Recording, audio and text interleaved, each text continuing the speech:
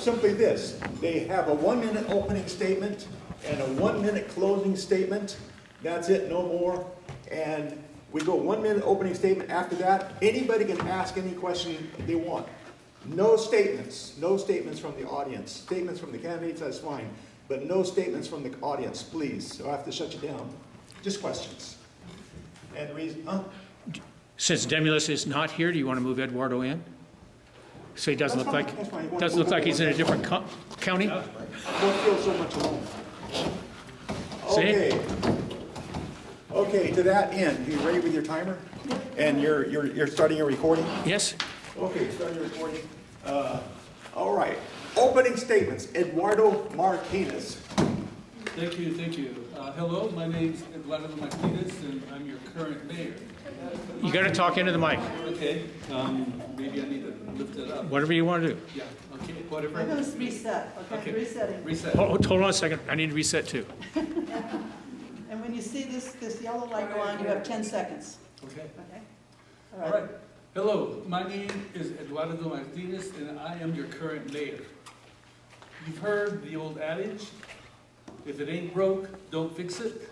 Well, I'm telling you that Richmond is not broken. In fact, I can prove with stories, with facts, that Richmond has greatly improved under my stewardship. You can see it from the streets and the lights. You can see it in the buildings like our historic library, which is being refurbished. You can see it in our recreational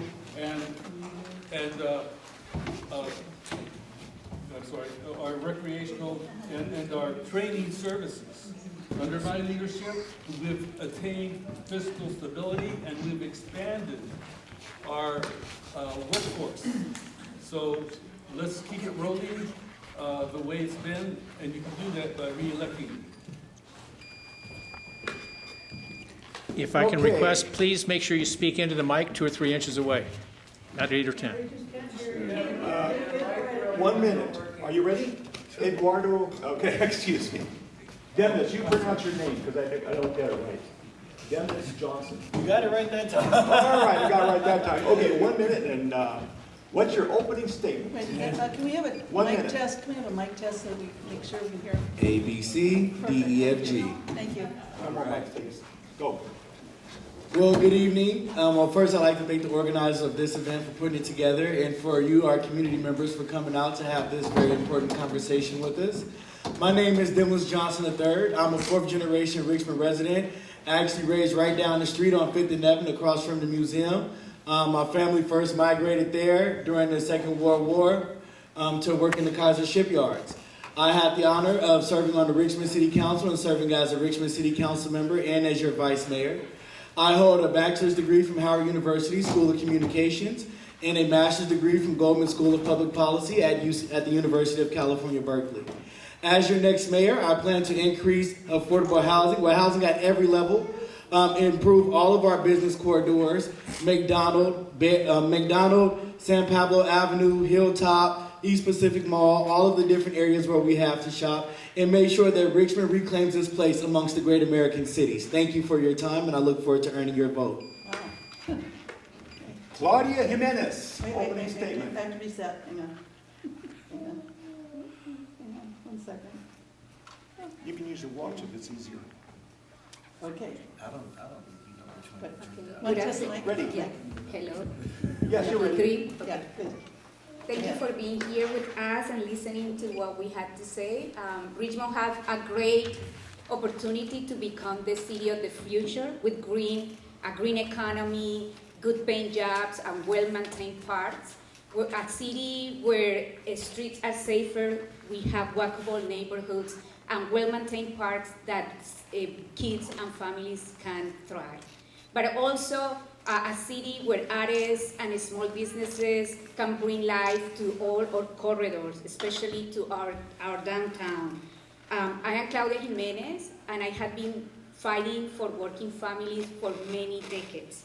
I have organized our neighborhoods, I stood out to corporate polluters, and I have worked to bring resources back to our community. And I believe this is the things that we share. and a vision that we share for Richmond. The question is who can deliver? And I think I have demonstrated over my time in council that I want who delivers. Thank you. And thank you, that was Claudia Jimenez, and if I pronounce your name, Ahmad Anderson? Yes, sir. Ahmad Anderson, 1 minute. My name is Ahmad Anderson, running for mayor in your great city of pride and purpose, Richmond, California. A lifetime resident of 66 years here in your city. Glad that you're here. As was stated, this is going to be a great dialogue with a few people in the House, but many voices that matter, and our actions matter. Demonstrated leadership as an economic development commissioner here in the city of Richmond. I have worked with youth services, I've worked with child care councils, and I brought jobs here in the city of Richmond as a workforce developer. I continue to recognize that there's more than just being in the seat as mayor. You need to step up and step in and recognize you need to take care of those in your care. My bread and butter issues are public safety, making sure people are protected, respected, and safe in the community, looking out for economic development, workforce development, not just jobs, but quality opportunities with benefits, and housing, not just affordable housing, but housing that is equal at all levels. Ahmad Anderson, your next mayor of the city of Richmond. Thank you, Ahmad Anderson, and the next is... Wait, reset, sorry. Yeah, you have a great Wait. reset Okay, time. I'm ready. You want to use my watch? Go ahead. No, this is good. Okay, Mark Wassberg. Yeah, Mark Wassberg. Actually, I had no plans on running in the first place. Closer to the mic, please. Test. You hear me now? Better. Actually, I had no plans on running in the first place. When I found out what Eduardo was doing, preaching hate and violence against the Jewish people, it went like wildfire. We all knew that. And so I figured, hey, wait a minute. Now you got Jimenez, she's running because the RPA is going to split the vote. This is the first time ever in RPA history that they're running against each other. $1 million, people, your taxpayers' money goes to a bunch of illegal immigrants that has no right being here in the first place. This is why Richmond is suffering. They're defunding the police. Crime is all-time high. Robberies, robberies, car theft, beatings, shootings, all in your area, people, because they defunded the police. They took the sides of the radical left. They took the sides of the Communist Party. Okay, thank you. That was Mark Wassberg. And the next, okay, is that Mike? How do you pronounce your name? Soheila Bana. Soheila Bana. Okay, go ahead. Speak right into the mic. Thank you. My name is Soheila Bana. I'm proud to be your voice at the City Hall. In my first term on the City Council, I prioritized neighborhood safety, emergency preparedness, and everyday needs from filling potholes to fixing streetlights. I've made public safety and emergency preparedness a top priority at City Hall. As chair of the West Contra Costa Fire Safe Council, I brought city, county, and regional agencies together to conduct Richmond's first emergency evacuation drill. I worked with local nonprofits to reduce gun violence and gender-based violence, fought to protect our immigrant communities, stood up for higher wages for working families, supported our small businesses, and worked to improve our parks and soccer fields. I've also helped strengthen city-county collaboration and promoted local cultural collaborations like El Sobrante Stroll and Pride events. I'll be continued to be your advocate and independent voice, focused on public safety, social justice, and practical result-oriented solution. Thank you. Thank you. And our next, how do I pronounce your name? Keycha Gallon. Keycha Gallon. Go ahead. The timer. I'm sorry. Hi, thank you for having me tonight. My name is Keycha Gallon. I am a Richmond native. I am here because, like most of you, I've lost someone to gun violence, or most people here in the city of Richmond. I lost someone to gun violence. One bullet shattered my whole family. I am a mother. I am a nonprofit advocate. I am someone that started a nonprofit for families that's been impacted by gun violence. I'm someone that went to city council seeking help and didn't get the help that I needed for my family, for public safety. So I'm running because my voice wasn't heard. People like me in the community, their voices are not being heard. So I'm here to give us a voice. Thank you. Vote for Keycha Gallon. Thank you, Keycha Gallon. And Jamin Pursell, your turn. Jamin, sorry. Jamin Pursell. Can you hear me? Hello, my name is Jamin Pursell, and I'm running for Richmond City Council, District 4. I'm coming with a background that is rooted in policy, that's rooted in political science, and that's rooted in bringing communities together. My platform encompasses public safety, economic development, and ensuring that we are going to be caring for the infrastructure that, for the most part, is reaching its end of life. I want to make sure that we can revitalize Richmond using that $500 million that we're supposed to be receiving from Chevron by investing it well, investing it back into our citizens, investing it back into our communities, and making sure that we are taking care of the bread and butter priorities of the city. I'm running because I believe that we need to have representation that is going to be speaking of people who are currently living within the district. And so I hope I can earn your vote. That's Jamin Pursell for Richmond District 4. Thank you, Jamin Pursell. And our next candidate is Doria Robinson. Hello, everybody. Hello, Atchison Village. I am really excited to be back here tonight. My name is Doria Robinson. I have really had the honor of serving as your city council person for the last 3 years. Over the last 3 years, I have done my best to show up for Atchison Village, to show up for Parchester, to show up for Pullman, to show up for Iron Triangle, to show up where there was a need to bring forward the issues that you're struggling with every day, bring them forward to the city council and get them addressed. You will see that on your chairs, there's a long list of all the things that I've been working on for the last 3 years. I want the opportunity to continue that work, continue those successes, continue moving our city forward. I bring 20 years of executive experience. I know how to make progress. I know how we can continue doing positive things. I hope to have your vote. Thank you. That was Doria Robinson. Next is Brandon Evans.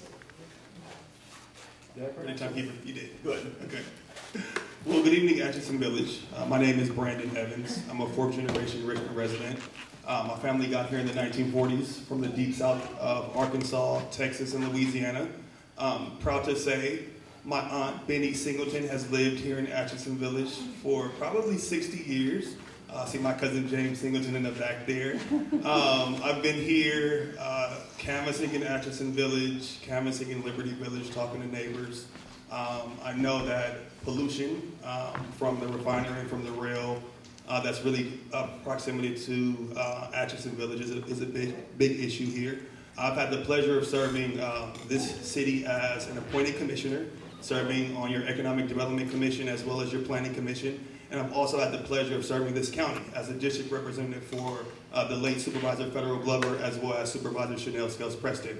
I bring over a decade of direct service, nonprofit experience as well, and I'm happy to be here to answer questions this evening. Thank you. Thank you. And now, if anybody has any questions, let me raise your hand, please. Let me know. Okay, you have a question back here. Let me walk back there. And make sure you speak into the microphone. Yeah, your question, please. Okay, can you hear me? Yes. So you've all given us really impressive resumes. Question only, sorry. I'm sorry? I have to be restricted. Question only. I do have a question. Now, I'd like someone from the mayor group, someone from the city council group, I don't really care who. I'd like a specific example of a problem that you've had, and you're, pardon my voice, I'm getting over that horrible cold. A problem that you've encountered in your governing experience that didn't work out, something that just you couldn't make the way you started out thinking you could make it happen. What did you learn? What would you do differently? And please be really specific. You can all answer it for all of that, but that's what I'd like to know. Thank you for the question. And how do I pronounce your name? Keycha. Keycha Gallon. Answer the question, please. Thank you. I'm going to say going to city council because public safety is an issue for me. Public safety is an issue for all of us. So going to city council, bringing other nonprofits along with me, just for city council to turn its back on us. So instead of crying about it, we actually did things where we went and generated resources for ourselves so we can actually have events for the community and give the resources that we brought from the outside to the community. Okay, thank you. Does anybody else have a response? Yes, Doria Robinson. So this is about things that didn't quite work out. And for me, Mira Flores project was really an eye-opener. It was an eye-opener because I thought, I'd come in and we would, kind of understand why it wasn't moving forward and then just kind of get to work. And, I thought it was issues within the city governance alone that were making this project not move forward. And it turned out to be much more complicated than that. We had a developer who actually did not have the funds to develop the project. They were actually dirty and they mortgaged the property without permission from the city. Millions of dollars in debt. It went into bankruptcy. They had multiple loans that, it was like a Pandora's box of troublesome things. And what I learned was that, when you are committed and you have a project that needs to get done, you have to stick with it, go over every single hurdle. And now today we have a new owner of that property. We have a new project moving forward, but it took years of consistency and tenacity. Okay, we have to limit to it 1 minute. Thank you. Okay, anybody else have a response? Mr. Mark Wassberg. Do you want me to do it? Yes. One minute. Well, we know for a fact that the city council, they are paid to funding the police in 2020. Now, the question is to you people, do you feel safe when people be coming up to the city council complaining that there's no police? Sometimes it takes, I called 911 about 4 times, it took them 5 hours to come. All because of the Richmond City Council and our pay to fund the police. And now they're trying to pass an ordinance to ban ICE, which is not going to work. Even the Richmond PD says they're not going to enforce the ordinance. So see, this is a bunch of dumb politics that they're going to try to pass an ordinance that they can't even enforce. Crime is high in this area, Iron Triangle. Read the police reports, people. Shootings, beatings, carjackings, assaults. You got homeless people all around here. You got homeless people over there smoking crack right at City Hall. I see it every day. So vote for me. Okay, thank you. And Mr. Okay, Demnlus and then you. Okay, Demnlus Johnson. Go ahead. Well, when I was on the city council, one of the biggest governing experiences that I encountered was the COVID-19 pandemic. And that was a real monkey wrench in my community engagement and outreach plans as a council member. I was one of the last council members voted to represent the entire city of Richmond, not just a single district. And in doing so, I really got to know these different neighborhoods and these different communities. And part of my plan as a council member was to go back and continue to work with them and continue to build. But then COVID-19 hit and we all went into survival mode on the city council, trying to make sure that things stayed afloat and be fiduciary responsible for the ARPA funds. But one thing that I learned was sometimes you got to adapt and dance through the rain. And one thing that I'll do differently moving forward, if that was to happen while I'm mayor, if we had another pandemic that shut down the world, I think now we've developed skills, more virtual skills to move forward. And So thank you very much, Mr. Demnlus Johnson. And Brandon Evans, you have something to say? Yeah, absolutely. So I'll piggyback. During my time as an economic development commissioner, one of those times was during, actually after the COVID-19 pandemic.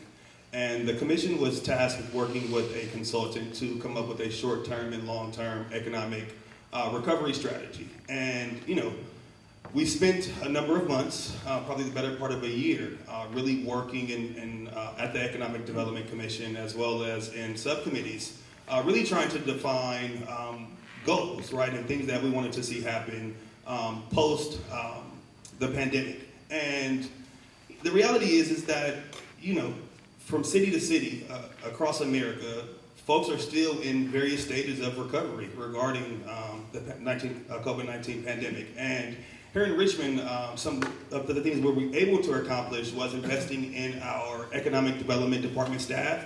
At that time, we had a staff of 1. During that procurement process, we voted to add additional staffing, and we do see that reflected in the department today. Okay, thank you very much. That was Brandon Evans. And Claudia Jimenez, you had something to say on this? Yeah, thank you.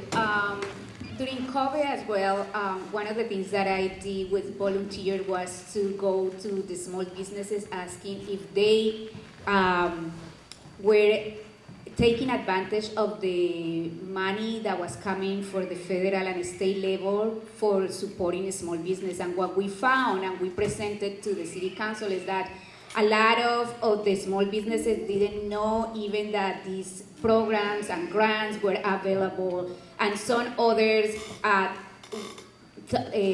told us that it was just really difficult to fill all the information, especially for Spanish speaker small businesses. So one of the things that I learned is that even though there is all these you think that there is information and opportunities from the federal government, we as a city had to be more proactive to give the information and actually help businesses to take advantage of these things.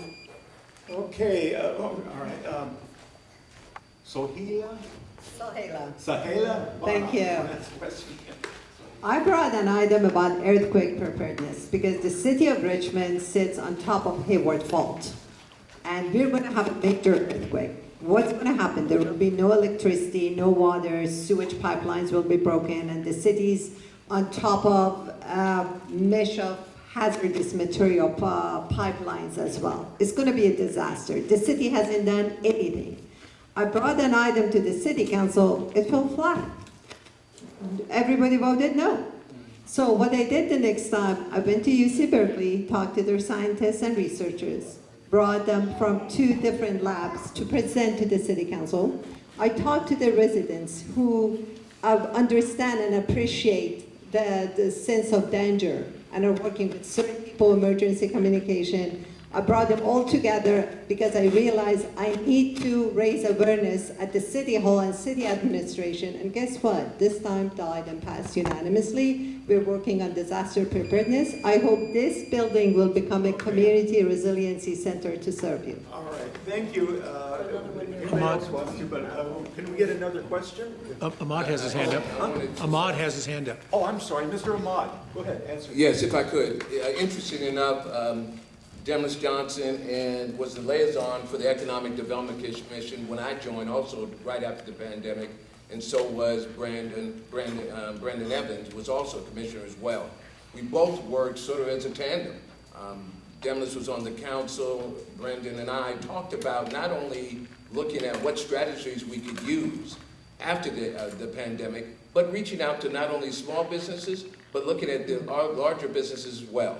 Looking at what workforce development skills that we didn't have prior to the pandemic, and talk about how we could train our community.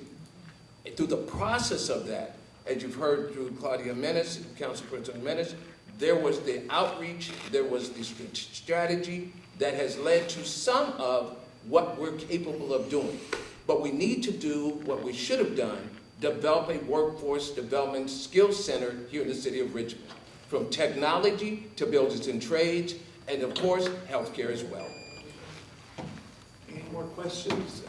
Actually, Eduardo wants to speak. Oh, I'm sorry, Eduardo Martinez. Sorry, go ahead. yes, the question was about something that you wanted to happen and it didn't happen. Microphone, please. Okay, is the microphone on? Okay, I guess I have to hold it up. Anyway,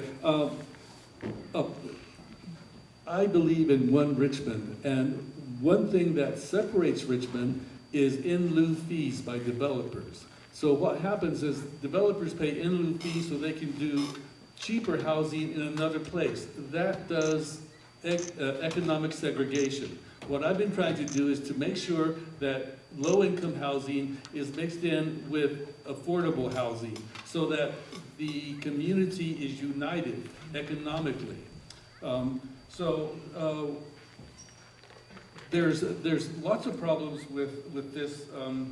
The Marina Bay development, which is going up next to the Rosie the Riveter, is paying in lieu fees, and they're keeping their AUDs separate from the housing. ADU? Yeah, ADU, sorry. And Mr. Jamin, sorry. Jamin Pursell. So, on the time that I was on the Reimagine Public Safety Task Force, we had a number of different initiatives that we were trying to address. One of them being with the unhoused, another with regards to our setting up of the community crisis response. But one of the ones that I thought really actually was very important was the helping young people to be able to get a job through the Youth Works. Excuse me? Sorry? I'm being harassed by Demnlus Johnson, and I would like to sit elsewhere because I don't need someone. That's fine. If you want to sit over here, that's fine. Please. That was a racist ploy to make me look like I'm harassing you. You should be ashamed of yourself. You should be ashamed of yourself. And you don't Of course, the young black man is harassing you. You should be ashamed of yourself. Yeah, I'm sorry. No. I'm sorry, Mr. Continue. We're giving you a few more. Start over. Got it. Go. So, recap, Reimagine Public Safety Task Force, one of the things we had was the Youth Works program. I thought it was really important to have the Youth Works program be supported by the Reimagine Public Safety Task Force because one of the things that is so difficult for young people is to figure out where they're going in life, give their life meaning, give them something that they can work on and be able to build towards. People are very, especially young people, are very afraid of how economically vulnerable they are. And I thought it was really important for us to continue to support the Youth Works program in order to be able to make sure that we can get young people into jobs where they are able to really experiment about whether this is something they want to spend their life doing, whether they want to make sure that this is how they want to spend their time, because when people are passionate, they produce so much better. But when they are despondent, it is so much worse, and it becomes very closed in on them. And so I felt that this was something that we should continue to bring back, and I think it would help with our economic development as well. Jamin Pursell, if I pronounced it right. Thank you, and let somebody else ask a question. You know, Mark. Could we get some refills of water? Oh, sure. Yeah, get some refills. There's a picture at the end here. Okay, we'll let you ask question. Yeah. What's going to happen? Is this on? Yeah. My name's Megan. I live here at the beginning of the village where the chair swing is. I want to know what's going to happen with the Berkeley Global Campus that got shut down by the Richmond Progressive Alliance. Okay, who wants to take that? Jimenez got the jump on it. We want to let other people get a chance to take it. Go ahead. Thank you so much, and I just wanted to, for the record, to say that Richmond Progressive Alliance didn't shut anything down. I was one of the organizers at that time, working with Cisco, working with Ashmin Local 3299, and many faith community in Richmond to bring that global campus here. What happened was that this was a vision of the former dean, and when he left, because he left, we didn't know, that vision went about. And what we did, I think like that was an impressive campaign where we were looking at what are the benefits that a campus like that can bring to the community. And I was part of the conversation because we wanted to have a procurement process that will help small businesses. So we learned about that. We created a community benefits agreement. Unfortunately, that vision went away when the team resigned for that. Okay, thank you. Does anybody else want to? Yes, sir. Mr. Demnlus Johnson. Yes, that was not some fantasy of the dean. That was in the UC Berkeley master plan. And I don't know any visions that get put into a master plan. That is some investment being put into that. And I know for a fact that former council member Maria Viramontes and her son, who was currently working for UC Berkeley at that time, was working very hard to bring that project to the city of Richmond. Wasn't a council member then, literally helped kill the project, moved back to Columbia, and I guess now she's back to run for mayor. But what I would like to see happen there is the actual South Shoreline plan that we've been having on the books for years now. That plan was a community-centered plan that we spent millions of dollars on. I understand that there is some back and forth about the cleanup. We want to make sure that the property is safe to be inhibited, but we also want to make sure that during the cleanup that other communities aren't negatively impacted during that cleanup. But one thing we have to be certain on is the truth, and she did help kill it, and it was part of the UC Berkeley's master plan. I object. I object to you speaking ill of another person sitting next to you. I have not spoken ill. I've only spoken the truth. Soheila, no, we don't take that. No, this is candidates forum and only candidates forum. Sorry, but after you start. Soheila Bana. Thank you. I'm gonna talk about this present state. So when I came to city council, I reached out to UC Berkeley Chancellor's office as an alumni and said, hey, we need to build bridges. And well, I talked about the earthquake item. We've had some projects with them and we're continuing to do it. I was a graduate student doing research at that center, Richmond Field Station, and one of the professors I invited is doing earthquake simulation. So the least we can do, I know that project didn't go through, but I invited them to do those earthquake simulations for the city of Richmond because they are in the city of Richmond and they owe it to us. So one of the plans is that we're going to collaborate with them on that. Just an update about the Richmond Field Station that is getting connected to the city and hopefully serving our emergency purpose. Thank you. Anybody else want to tackle that? Or was there a question you have? You want to answer that? Yeah, thank you. Brandon Evans. Yeah, so that planning process was actually taking part when I first kind of got involved with Richmond politics and local nonprofit organizations. So I was working with an organization at the time that was a part of the steering committee, and we were meeting pretty frequently over at the UC Berkeley Field campus station. And I think there is some truth to that being Chancellor Dirk's kind of a pet project of his. I know there were other individuals who were also interested in seeing it happen, but there was also resistance from community groups, and particularly in the negotiations regarding the community benefits agreement. And discussions did stall because UC Berkeley felt like community groups were being hostile and were not negotiating in good faith, and that is honest. Thank you. And thank you. That was Brandon Evans. Anybody else want to tackle that? We want to. Yeah, I'll say, as a member of the Lower Park community. Ahmad.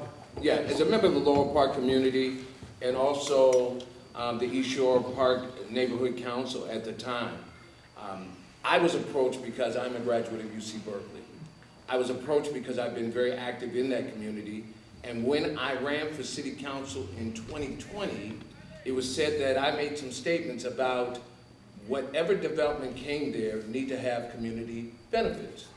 As was stated already by Mr. Evans and Mr. Johnson, the way that Cal was treated was not that in a partnership and not a relationship that would build a gateway to would impact the city of Richmond, not only as a global learning center, but also a tax revenue to be able to grow the city responsibly. Now we're back at the table and it looks like it's fair game. We should have stopped dusting off things and step up and embrace and engage in a way that it benefits the city overall. Thank you. Anybody else want to tackle it? Do you want to go to another question? All right, we'll go to another question. You haven't asked a question yet, so go ahead. Hi there, can you hear me? Yes. Great. Okay, this is a question specifically for Doria. Right out there is our own little city park. It's wonderful. Question. Sorry. Only questions. Pardon me. When is our playground equipment going to be fixed or replaced? Thank you. It's a great question. I'm excited to talk about this. So I was actually at an Atchison Village neighborhood council meeting. It was a few months ago, maybe earlier this year, where we walked out and looked at the playground together. It was taped off. And right then, at that moment, I literally sent an email to Daniel Chavarria, the head of Public Works, and asked him, "What, are you aware of this program, playground? Why is it, taped off?" And at the time, he responded pretty quickly, and he said, we haven't really assessed it yet, whatever. And I was like, well, this is the only playground for Atchison Village, and kind of CC'd the city manager. And from that moment forward, they immediately came out and assessed. They got a work order to replace the playground. They put the contract through. Now the contract has been through, the work order has been established, and now we're just waiting for the playground equipment to actually be delivered so it can be installed. So city moves pretty slow, but I'm proud to have been part of the process to get it on the list and be taken care of. It should be installed within, they said before June. Okay, thank you. That was Doria Robinson. And anybody else want to tackle that one?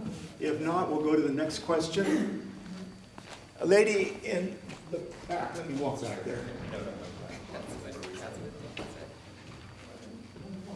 An intelligent question usually requires 30 seconds of explaining something. I want to know which one of you will most fiercely acknowledge that 17% of Richmond children have childhood asthma, which is more than twice the national average.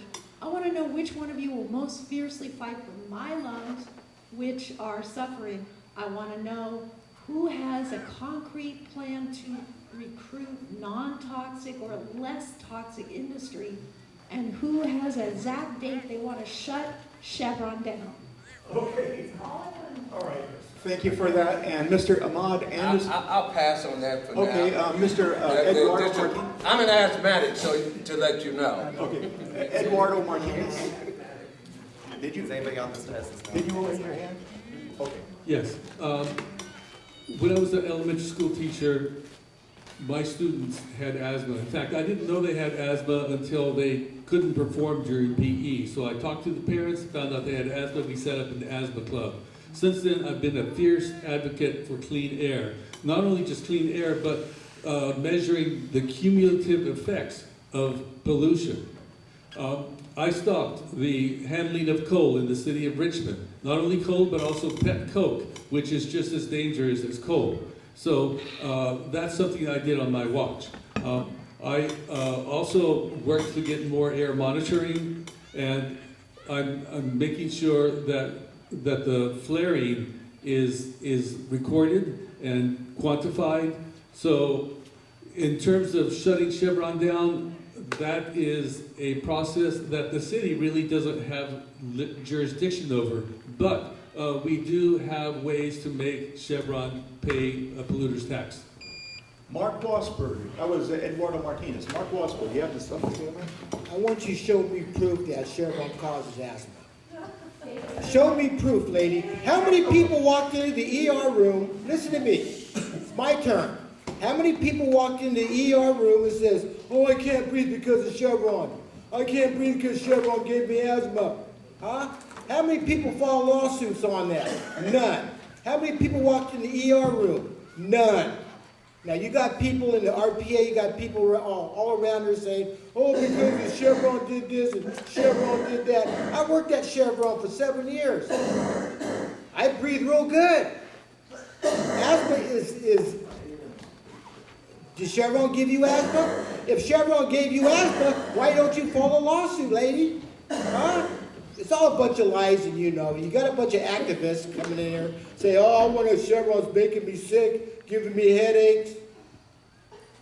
So would you show me proof? I want to see the medical proof that Chevron gave people asthma. Okay, you thank can't. you very much. That was Mr. Mark Wassberg. I don't know who was it. No, I'll say, I don't. Okay, Demnlus Johnson. Go ahead.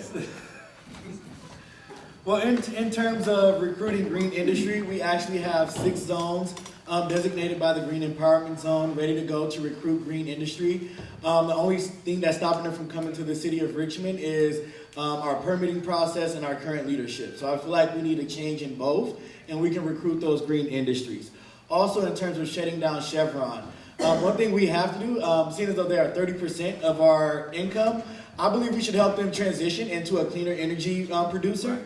Also, something that Bachman has been talking about, gas furnaces, gas water heaters, making sure, because those also help contribute to asthma rates in our area. So we have to make sure that individuals are making those transitions. Individuals who are economically disadvantaged will have some time to defer, but once that deferment is over, we have to find ways to help people pay for new green appliances. And then last but not least, I was also part of that council in the vote to help stop pet coke here in the city of Richmond.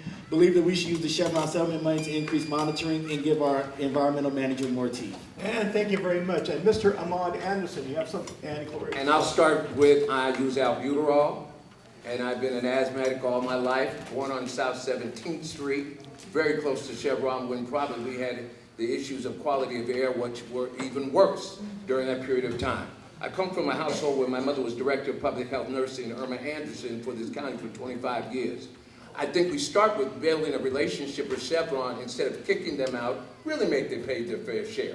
Work with them on what they need to do, produce clean air and energy in this community. I think also, as you already know, we have 5 people running for mayor, so leadership is one of the change, and leadership are talking about the green but not doing anything about it has been an issue here. That is one, those are 2 things that need to be done. Lastly, let's build a hospital in the city of Richmond. Use the money to build a hospital and become a healthcare zone for the city of Richmond. We lost Richmond Hospital, we had Kaiser, Richmond Hospital, we have Kaiser now, which as much as we appreciate them, it's not adjusted to what we need here. And we could put that in Hilltop and be able to be a zone for healthcare in the community. Thank you. That was Mr. Ahmad Anderson. And Claudia, you had something to say about that? Claudia Jimenez. Yeah, I have been working hard to make Chevron pay their fair share. Because the reality is that we can work with BACMAC about air quality. Like for instance, I advocated for the BACMAC voted to get Chevron to put some filters. Chevron is suing to not put that. So we need to pressure them. But I also was the one of the person, including the mayor and city council Robinson, that advocated and got Chevron to pay $550 million. And we have a tremendous opportunity to move from a fossil fuel economy right now to a green economy in these 10 years. And we need to do it. And the people who can do it is the people who have fought Chevron since the beginning, that don't take corporate money like myself, to make sure that we are accountable to you. When you asked that question, my colleague here didn't want to answer. So, thank you. Thank you. That was Claudia Jimenez. Anybody else have? Oh, okay. Jamin Pursell. Did I pronounce that right? Still Jamin. Okay, go ahead. Did I just get attacked? Right. Nobody said it. Soheila. Yeah, thank you. So Chevron monitoring is not correct.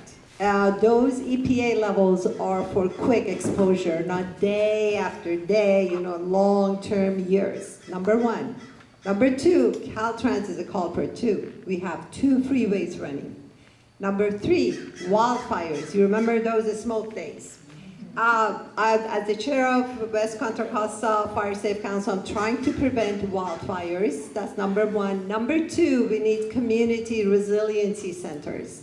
If the air is polluted, where do you go when the sky is orange? Right now, we don't have those centers. We need some climate resiliency centers, especially for the elderly and children, with air conditioning, air filtration. So when I'm talking about emergency preparedness, disaster preparedness, all those things, talking about this building needs to be one of those centers, that's it. For pollution, for asthma, many other benefits to the community. And I hope you support my agenda because it's for everyone in Richmond. Thank you.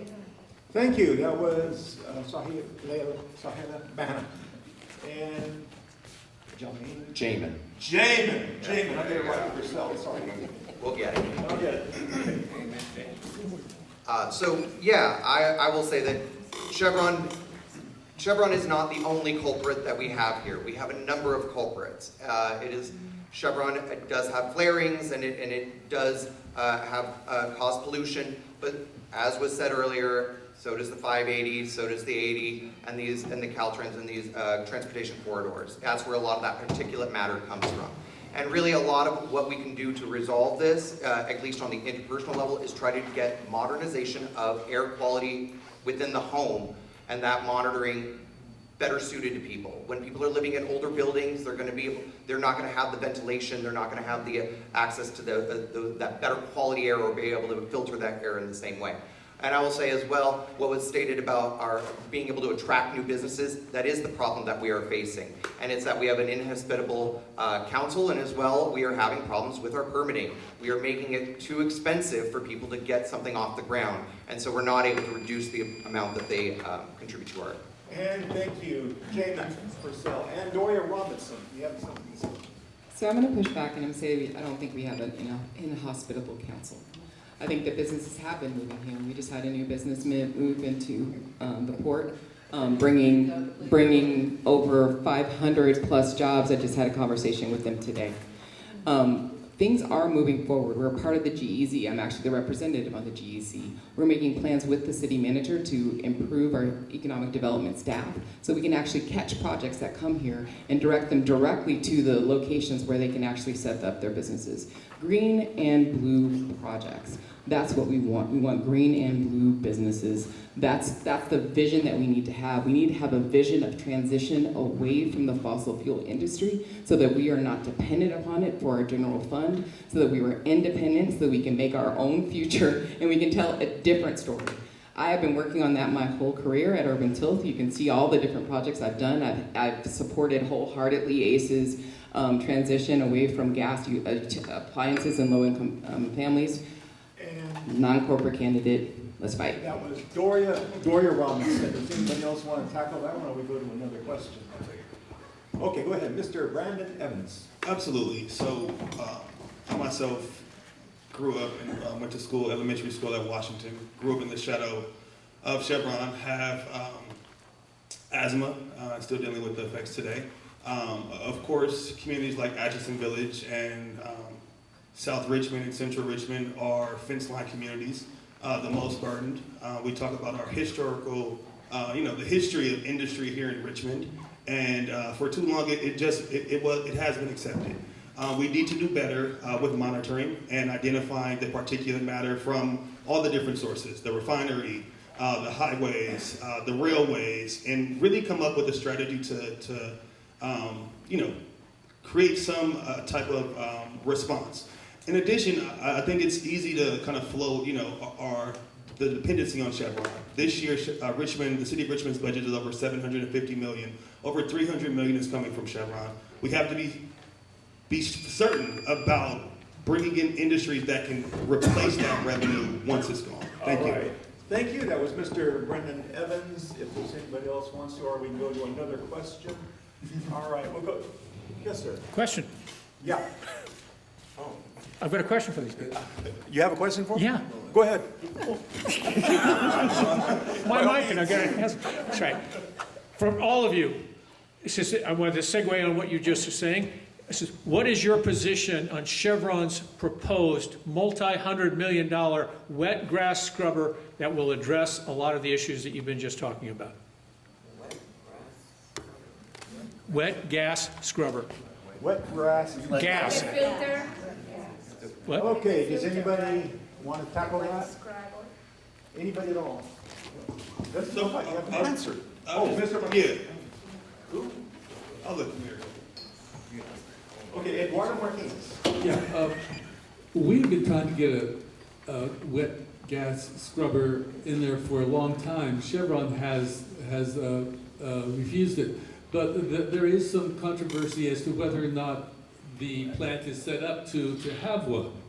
That's a controversy that has to be worked out technically.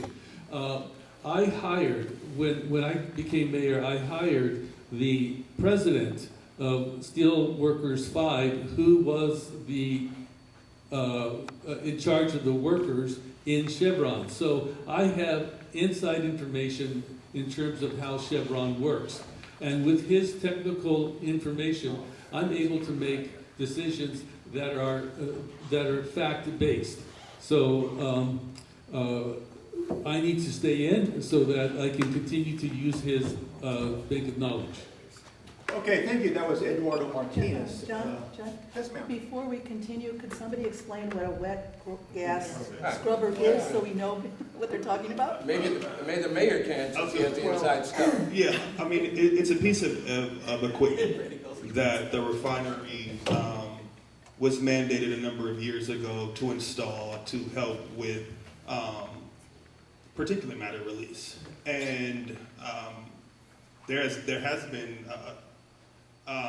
a delay in having it installed, but Chevron is being fined for that piece of equipment not being installed. And I want to say those fees total around $20 million. And I believe the Bay Area Quality Management District is supervising it. I think when we talk about oversight over the refineries, it gets watered, I don't say watered down, but in simplest terms, that the refinery, that the city council, right, is okay, the final decision maker. All right. I don't think my time was over yet. No, okay, you were explaining what a wet gas scrubber was, and then you went into answering the question. Okay. So we didn't know when to start. That was Brandon Evans. So Do you want to answer? maybe we'll go just a slight overtime and ask one more question, and that'll be it. No more questions. Can I have a moment to just sure. speak to Go that? ahead. So I'm for anything that the refinery can do to reduce their emissions. Anything that they can do so that there's less particulate matter, less poisonous gases, less pollution coming into our communities, they should be doing. And we shouldn't have to sue them to get them to do it. They should do it because they're good neighbors. They should do it because that's what they should be doing. I think that that's really my position, is that anything they can do to help improve our health and help improve the health of the air, they should do. All right. I will squeeze in one more question. That's it. Mr. Robert. Hi, good evening. I'm Mike Parker from Hold on a second. Atchison Village. We need the microphone. My question is, and I apologize if this was addressed earlier or brought up earlier. I'm just curious, do any of you have a vision, looks, crystal ball, anything for any kind of development out here along McDonald Avenue from here up into the developed area? Mark Wassberg, you go first. If you think McDonald Avenue is going to be like it was back in the day when they had Penny's and Woolworths and all this, you might forget about it. It's not going to happen because it's too violent. This is the most violent place in Richmond right here, the Iron Triangle. And you think Guado's talking about bringing Penny's in? Retail's dead, people. You got empty lots, empty abandoned buildings. This is the highest crime area in here. Nobody in their right mind is going to bring in retail in this area. So you might forget about it. I said, you might be able to put a dent in it if you get rid of Nevins Park to build a community center there and put a police substation. But anything else, you're living in la-la land, you think you're going to end up having all these stores like they did back in the day. It ain't going to happen. I mean, you got an RPA, you got a Guado, we got these other people. Oh, look how great it's going to be. We're going to have retail, we're going to have stores. Forget about it. It's too violent. Okay, thank you, Mr. Mark Wassberg, and I don't know who was first. Claudia Jimenez. Thank you.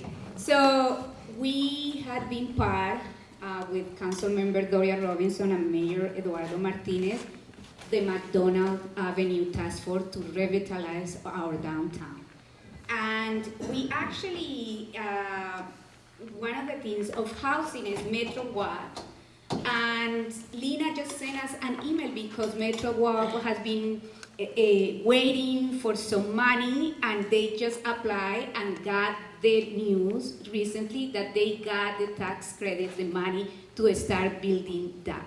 So we will be having that project pretty soon working, but there are so many other things. And we actually today, I brought Eddie Foreman, who is the director of the Housing Investment Trust at the AFL-CIO, saying that they want to be lenders to make a downtown a great place with affordable housing. So it's happening. Okay, thank you very much. And Demnlus, you had something? Yes. Okay, Demnlus Johnson. Thank you so much, John. Yeah. There's been a plan for a long time. It's called the general plan. I know I'm probably the only one who talks about it because I'm probably the only one who's read it. And well, Don, me and you. Okay? I helped write it. But you know, the general plan, we spent millions of dollars on, did a lot of community engagement on, and it talks about a plan for downtown. But one thing that I like to really expand the conversation, because a lot of people stop downtown at Kaiser. Downtown ends at the Parkway. And so for me, it's about bringing investment all the way down here to the Parkway. But then also, McDonald Avenue doesn't just have downtown. This is where a fourth generation Richmond resident comes in being handy. Because I remember the stories my great grandparents used to tell about going uptown, where Target is, and building more shops in that area, and building up the uptown area. And then there's even a potential for a midtown project by City Hall with some of those businesses in that area.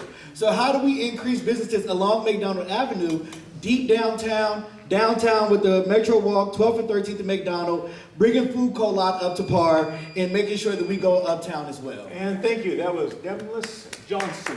And Go ahead, you're the No, mayor, no, okay. go right ahead. Go right ahead. Go down. he insists.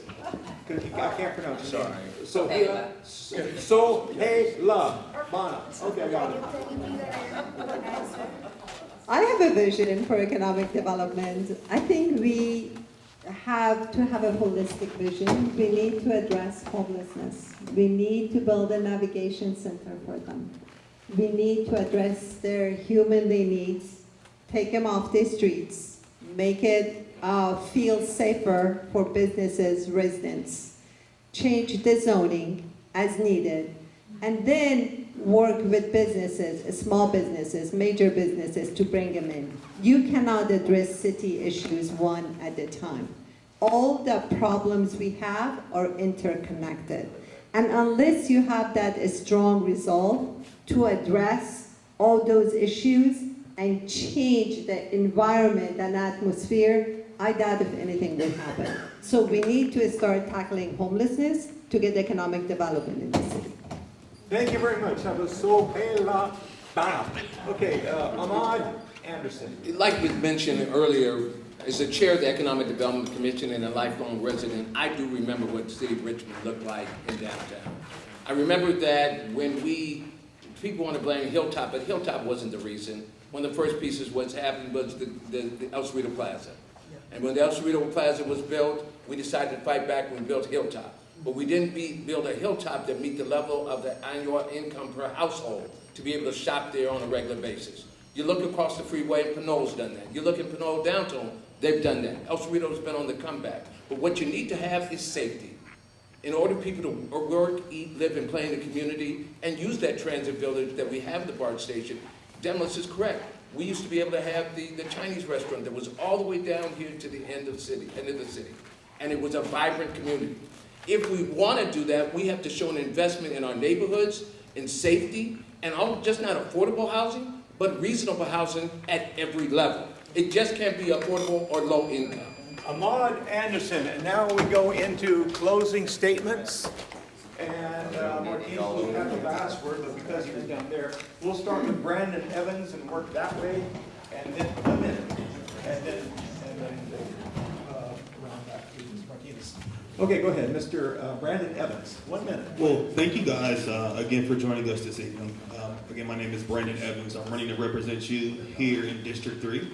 District 3 stretches from Cutting to McDonald Avenue down here to the Parkway.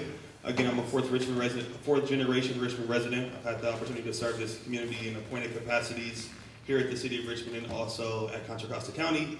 Today I serve as the CEO of Men and Women of Purpose. We're a 501c3 organization working with individuals coming home from incarceration, also doing work inside of the Contra Costa jail facilities.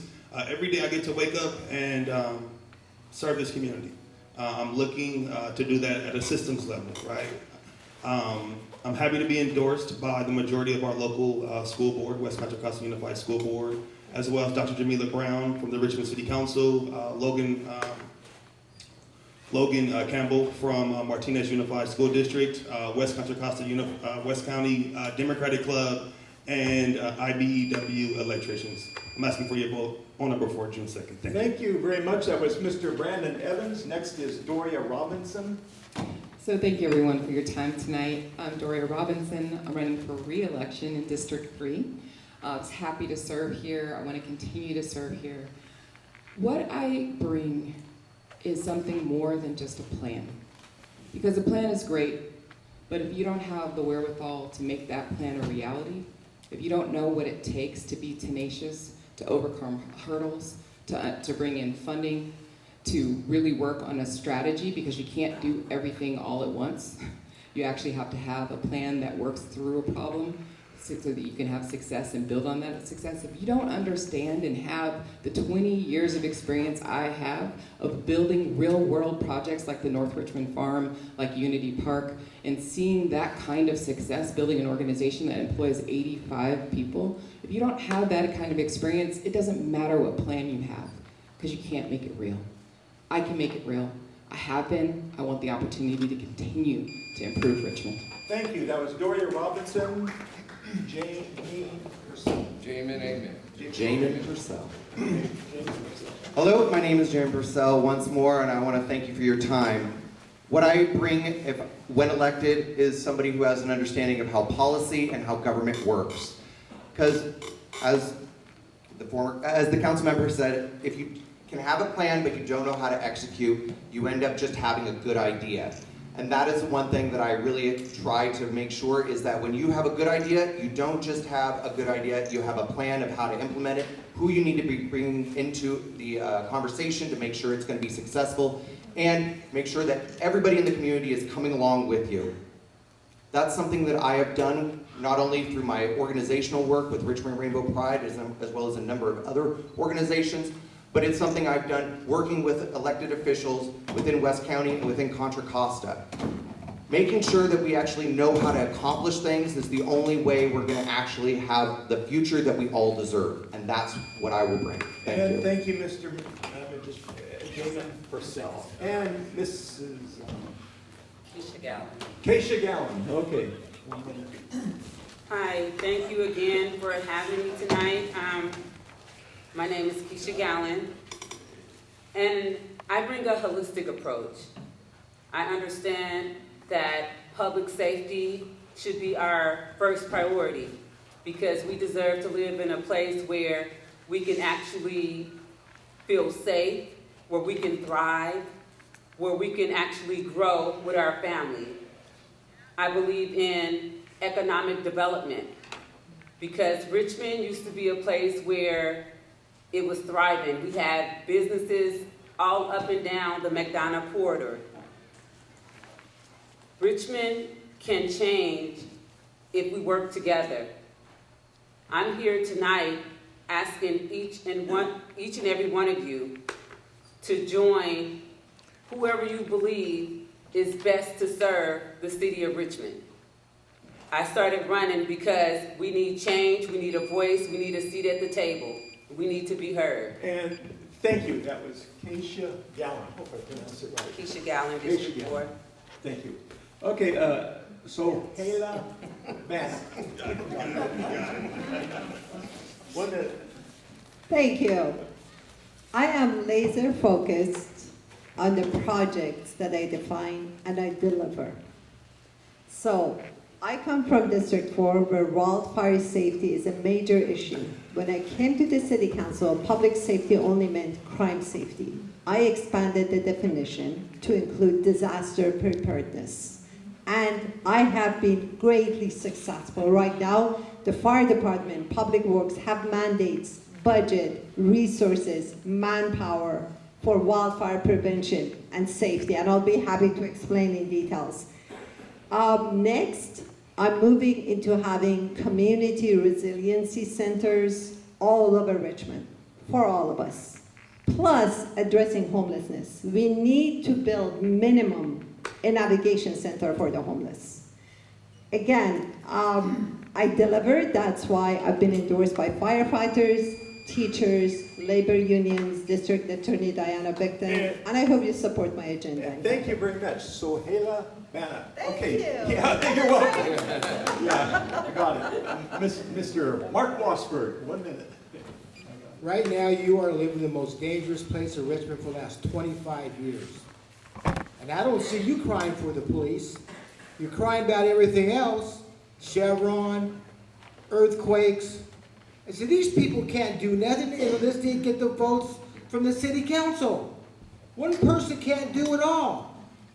And if you're going to have the RPA still in control our city government, you're really going to have more problems. I've been fighting the RPA for the last 10 years. They did more for the criminals than they did for the American citizens and you. Are you willing to have another government like that? Are you insane? You have your city council out there preaching hate and violence against the world, standing up for the BLM, standing up for Hamas, standing up for just about every terrorist organization you can think of. And you're over there crying about not being safe? You need to go talk to Dr. Phil. Thank you, Mr. Mark Wassberg. Okay, Ahmad Anderson. Wow. Thank you for being here. And good night. No, my name is Ahmad Anderson, running for mayor. As your mayor, I'll listen to residents, not talking at them. I will focus on protecting neighborhood stability, preserving the character of historic communities like Atchison Village, investing in infrastructure, strengthening public safety, creating economic opportunities that benefit Richmond families first. The campaign and who I am is about service first, about trust and building partnerships in the community, instead of making decisions behind closed doors. Leadership's not about your title. It's not the seat you sit in. It's taking care of those in your charge. Leadership is also about showing up and doing the work and delivering results people can actually feel in their daily lives. But it's also about the bread and butter issues. The public safety, make sure people are protected, safe and respected, work, but benefits for real jobs, and not just affordable housing, but reasonable housing at all levels. Ahmad Anderson, Mayor of the City of Richmond, 2026. Thank you very much, Mr. Ahmad Anderson. And Claudia Jimenez. Thank you for being here. I think this election is about trust and about choosing a leader that had proven results and can guide us toward a strong and more equitable Richmond. I bring proven experience. On the City Council, I have helped to rebuild Richmond finances, fought Wall Street and polluters like Chevron to secure real benefits for residents.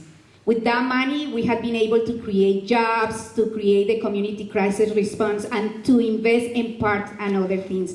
$34 million into the full renovation of the library. This is because we have the finances, healthy finances right now that we can dream about what is the future that we want. And I have been the one leading that. I am the only candidate in this race that hasn't received any money from corporations, developers, or anybody who is contracting with the city. So for that, please vote Claudia Jimenez in this election. Thank you. Thank you very much, Claudia Jimenez. And next is Demnlus Johnson. Well, as mentioned, my name is Demnlus Johnson III. And just to review once again why I'm qualified to be your next mayor, I have the education background. I hold a master's degree from the top policy school on this side of the Mississippi. I have the professional experience as a former city council member and a former vice mayor, representing all of Richmond, and actually having a record of reaching across the aisle. I was actually the one who gave Jimenez her first commissioner assignment when the mayor refused to. Personal experience as a fourth-generation Richmond resident who in my personal job works as a policy analyst and advocate in going up to Sacramento to make sure that we receive resources. What Richmond needs is someone who knows how to get things done and provide the policy experience to make it long-lasting and far-reaching. someone who can lead us through the next general plan, which will be the roadmap for Richmond 2050, and what will determine what housing, economic development, public safety, quality of life, as well as economic development will look like in this city. I hope to earn your vote on June 2nd. Please visit me at johnsonforrichmondmayor.com. Once again, that's johnsonforrichmondmayor.com. Thank you. Thank you very much, Demnlus Johnson. And the next on our list is Eduardo Martinez. Thank you so much for organizing this event so that people can hear our messages. So in the city of Richmond, in any city, you need to start with financial responsibility, financial stability. As a result of this city council, for the third straight years, revenues have exceeded expenses. As a result of this discipline, Richmond was formally removed from the state auditor's high-risk list, and our credit outlook remains stable. This matters because it tells investors, lenders, regional partners, and that Richmond plans responsibly and delivers on its commitments. So we need to let people know that we are here to stay and we are growing. Our city, because of our finances, since the pandemic, has been able to add 68 full-time positions. And because of that, we've been able to lay 12,000 tons of asphalt, build 12,000 potholes, pave 36 blocks of streets, put up 950 new traffic signs. Vote for me, I know how to get things done. And thank you, Mr. Mayor Eduardo Martinez. That ends our program. So if you want to hobnob and ask the politicians any question you want, you can even make statements. Come right ahead. Help yourself. All yours.